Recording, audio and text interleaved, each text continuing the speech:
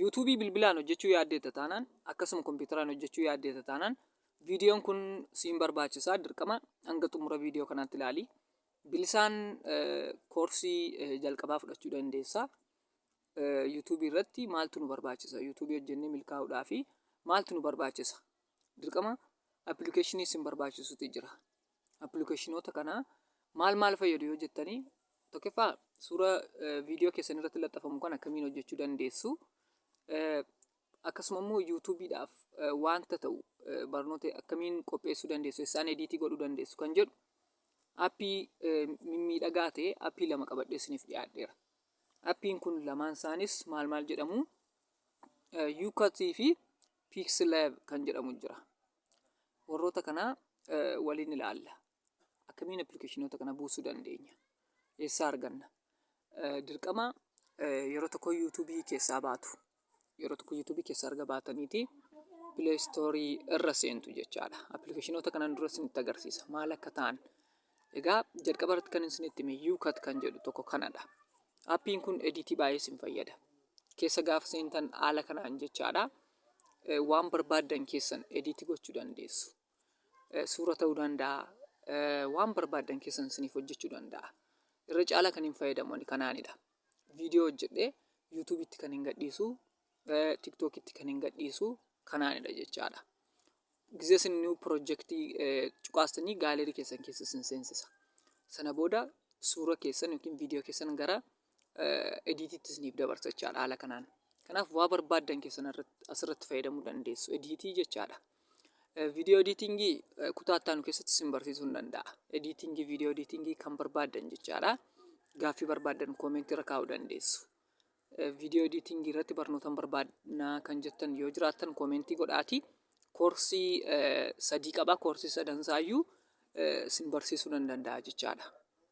Egaa aappii kana eessaa arganna kan jedhu isinitti agarsiisa. Pileestoorii irra seenuudhaani appilikeeshinii kana salphaatti argachuu dandeessu. Pileestoorii jechuun eessadha? Bakka aappii seerchii keessanitti pileestoorii jettanii erga guuttanii pileestoorii keessan keessa seentu. Kana booda haala kanaan yuukatii kan jedhu kana seerchii godhattu. Barreeffamaan isinitti agarsiisu kanaan argachuu dandeessu. Yuukatii jechaadha. Haala kanaan barreessitu. Viidiyoo ediitingii aappii jedhee isiniif ka'a addanatti. Haala kanaan aappii nama isinitti agarsiise kana isiniif fida jechaadha. Aappii kana yoo xiqqaatee uummata miliyoonii 100 walitti daawunloodii godheera. Kana fakkaata aappiin inni jalqabaa. Aappiin inni lammaffaa immoo isinitti agarsiisa asumaan seerchii godhee jechaadha. Innillee PXLAB kan jedhu kana seerchii gootu. Kunis yuutuubii hojjechuudhaaf ediitingii guddaadha. Egaa akkuma argitan miliyoonii 100 daawunlood godhee jira aappii kanas. Appilikeeshinoonni kun lamaan jechaadha yuutuubii hojjechuudhaaf warroota dirqama ta'anidha jechaadha. Fedhii yuutuubii hojjechuu erga qabaattan dirqama appilikeeshinoota kana lamaan qabaachuu qabdu. Appilikeeshinoota kana lamaaniin ediitoroota addanatti argitan kana hunda hojjechuu dandeessu akka barbaaddanitti. Kanarratti illee viidiyoo ediitingii isin barsiisuu nan danda'a yookiin suura taambilerii ediitii gochuu jechaadha. Koorsii 3 qaba lamaan isaayyuu. Viidiyoo ediitingii koorsii 3, taambilerii hojjechuun koorsii 3 qaba jechaadha. Lamman isaa koorsii 6dha. Torbee tokko keessatti kan xumurtanidha jechaadha. Torbee tokko keessatti viidiyoo ediitingii fi taambilerii ediitii gochuu bartan jechuun dhaabbata hedduu duukaa hojjettu jechaadha. Dhaabbata hedduu duukaa hojii hojjechuu dandeessu jechaadha. Maaliif yeroo kanatti viidiyoo ediitingiin hin barbaadama. Taambileer ediitingii kireetariin hin barbaadama. Taambilerii namni yaada itti kennameen kireetii gochuu danda'u jechaadha.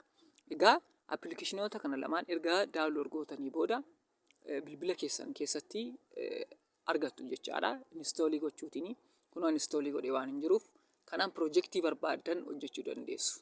Egaa aappiin kun lamaan dirqama kan isin barbaachisanidha. Maaliif yoo jettan yuutuubii irra seenee isinitti agarsiisuu nan danda'a. Yuutuubii irratti amma fakkeenyaaf aappiin kun bu'aa maalii qabu kan jedhu. Appilikeeshinootni kun taambileriin keessan fakkeenyaaf taambileriin kun karaa piiksileevii ammaa hojjetame. Yuukatiitiin hojjetame viidiyoon kan kanaas jechaadha ediitiinsaa. Akkuma kana akkuma argitanii baay'ee chaayinaalii xiqqoo ta'e irraati viyuu 578. Viyuu 578 kuni sababa maalidha? Ediitii fi sababa suurri isaa taambileriin kun wanta ifa ta'e soba kan hin qabne wanta ifa ta'e kan mul'isudha jechaadha. Kanaaf kutaa itti aanu irratti viidiyoo editingii hin jalqabna. Playlist create godhee viidiyoo editingii isin jalqabsiisa jechaadha. Sana booda akkaataatti viidiyoo editingii erga xumurtanii booda Tumblr editingii erga xumurtanii booda dhaabbata kamiyyuu yoo ta'e sin fudhachuu danda'u dhaabbanni. Hojjechuu dandeessu jechaadha. Xiqqaatee mana keessan teessanii ji'aan qarshii hanga 5,000 hojjechuu dandeessu onlaayiniitiin. Maaliif dhaabbattoota hedduuti karaa onlaayinii hojjeta waan ta'eef.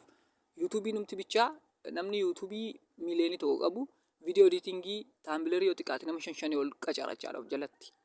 Kanaaf barnoota kana guyyaa boorirraa kaasnee itti fufnaa. Warri subscribing godhin subscribe godhadhaa.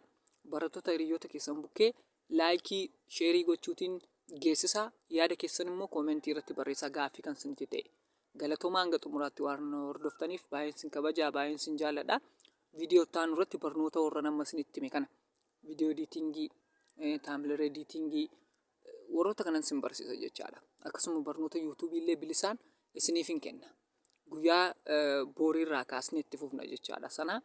Kanaaf yoo isin danda'ame subscribe, like, share godhaa. Galatoomaa turtii gaarii.